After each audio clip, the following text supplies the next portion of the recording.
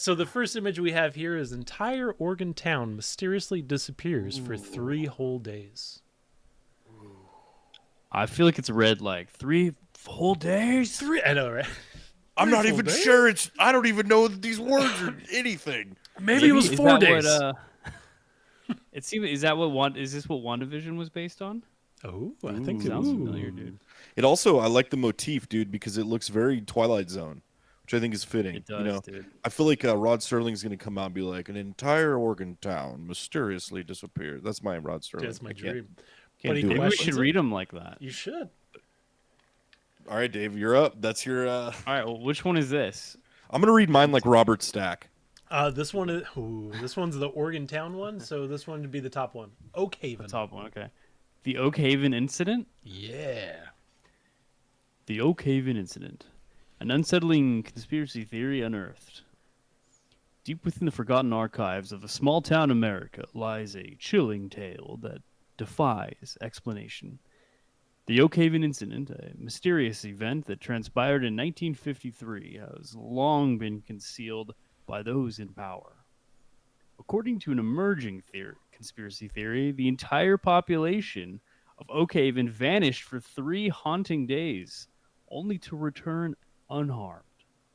Their memories wiped clean, and the truth buried beneath layers of secrecy. Rumors persist that the government,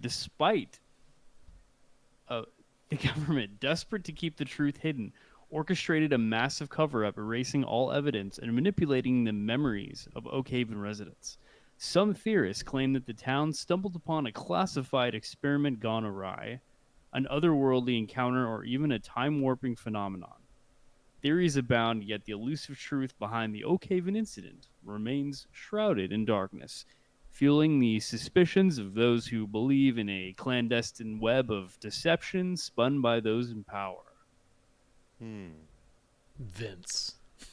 There's a lot to unpack here, man. That's some heavy stuff. It's pretty wild, right? So a lot of these I researched and I was like, wait, what? Because there's stuff I've never heard of, dude. I'm wondering, what is the... were they able to talk to these people? What do they say? What do the people say when they were questioned? Do they know anything? Do they just not? We may have to find out. So, right off the bat, I'm believing this one, and here's why. 1953, that's right around the time that they started experimenting the CIA on mind control through LSD. So, here's what I'm gonna, not knowing anything about this, because you're right, I didn't. I'm gonna say that the government kidnapped an entire town, wiped their brains, and then tried to because that's the thing about why they got into LSD, because originally they were gonna use it for like a truth serum when they were in the Cold War for like Russia and to get information from Russian spies. Then it turned into like a Manchurian candidate situation where they're like, well, we can wipe people's memories, implant memories that they never experienced, but to them it would appear that, because there's all kinds of stories about, people like murdering people and then waking up and being like, what the heck? Like Sirhan, the guy that killed RFK Jr. Which did he just die? No, I think he just got paroled. Maybe I'm wrong on that, but I think he might have just gotten paroled. But his thing was, to this day, he claims he doesn't know what happened.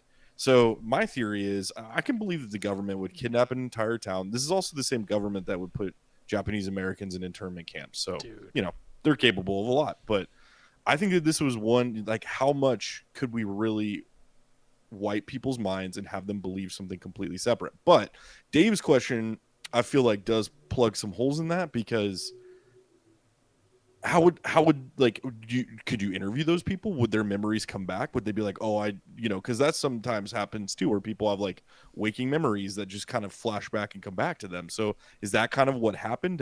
Are there like testimonials from people in this town that you came across? Because if you learn more about Roswell, it's kind of like that too, where there's like holes poked everywhere. Basically, like there's an official story that changed multiple times, and there's people that like testify, and they're like, no, I'm just like a secretary that was here and I like legit saw it. So it's like you have to decide like who to believe. But with this one, it's kind of like, I don't know. It's like where. But they thought ahead of that. They're like, if nobody, and that's like Men in Black stuff, right? Like, if nobody can testify to this thing, then we're not. Then how can it be like a criminal act? How can anybody testify against us in court, or how are we going to be discovered? But there's always one secretary that's like, I remember what happened. I'm going to tell everybody. That's a ballsy secretary. I guess I know their minds were wiped. I guess I'm just wondering, like, how are they like emotionally reacting to it? Like, if you ask them, they're just like, I don't know, or are they like, I don't know, my brain hurts, or I don't know. It's like, what are they like? How are they reacting to it?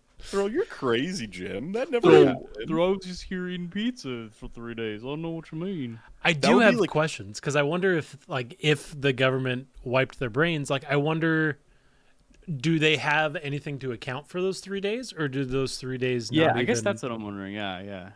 Like their own experience of what happened. Again, 2 of these we're going to have a conclusion and proven conclusion rather of what happened. So really watching Vince's body language. This here, one so could we be can one of them. deduce which one is the. Well, don't do that, dude, because I'll just. Yeah, I feel like we're playing a party game where like somebody is murdered and we have to discover like who it was, but in this case it's a whole town of people. If this is real, what if they were actually just like experimented on and then they just replaced them with pod people? I mean, that's an option. Like, what if those people are just like husks of themselves? Or like, now you're getting back lizard into the mirror. Now you're getting back into the mirror world. Maybe how do we not know that the mirror world that they just replaced everybody in this town? There's a lot of mirrors in this town, I guarantee you. Ooh, maybe they snuck in mirrors first and then it's like some like a then came through the mirrors to steal them. I can't with the mirror world shit, dude. How is it different? It's the same thing. Lizard people, yes. Aliens, yes. That mirror could people, happen. mirror Let's people. Let's go to the polls here. We got Peachtree. My question for this one though is, how do they get the information about this at all? Oh, my. Oh, Dave's dead. My cameras. They got me, guys. You can see my reflection in my camera, so it counts as a mirror. We shouldn't have been talking about this. I'm just gonna put that out there. I believe, Dave. I'm back. How did they get the information about this at all if their brains were wiped or replaced with mirror people? Okay. Jesse Ventura figured it out. Well, I think the article, Yeah, it's not written by the people. It's written by people that notice, like, hey, where'd everyone go from this town? And then at some point... Did anyone notice this? Yeah, did anyone go through fucking Beaverton and realize that there's no one there? The neighboring town's just like, man, traffic's been light the last few days. Right? This is awesome. Not a buggy in sight.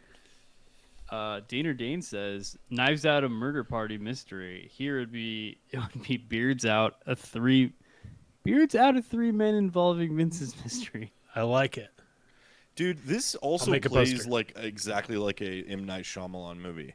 Like you start with, I mean, it's honestly also WandaVision, but you start with like this idyllic 50s town and everybody's cheery. Hi, Bill. Hey, Bob. Hey, you're going to play the softball game? You betcha. And then like as it starts going, it just like people start like flipping out and just randomly spazzing because they have the memory of being wiped. And then you only see in like snippets of flashback. And then the end is a reveal that the government just said test. And then it ends with one like kid, like 7-year-old, like with holding his bike, and he's just looking around at the town, and he's the last one left. And there's like leaves rustling gently through the street. Like it. That's what it would be. It's just some massive twist that they didn't really like thread through the entire movie, but they definitely threw it in the end. There's an M. Night Shyamalan cameo at the very end that just is really distracting. Yeah. He's like the milkman, and he just does like a look around, like he's like, "What happened to everybody?" Bro, hey, M. Night, can you come here for a second? Listen, the cameo thing worked in Sixth Sense, okay? Nobody knew who you were, but everybody knows who you are now because you make bad The Village movies. did not work, but okay. The Village Turkey was such a people, dude? letdown. I loved The Village up until the end, and then I was so pissed. Dude, I like a lot about The Village. I don't know. I don't want to derail things, but Yeah, okay. Adrian Brody, though? yeah, dude, I think there's some Brody things man. to like in it. Adrian Brody's over. Another good segue, Dave. I like it, dude. Are we ready for the next one? Yeah, let's hop to our next one. All right, we're not going to place any votes until the end. So that's the first one. And what's the I'm name of the really city voting again? I'm just going to say with that one, I am suspicious, but generally believe it. All right, we got our I'm next... a little suspicious too.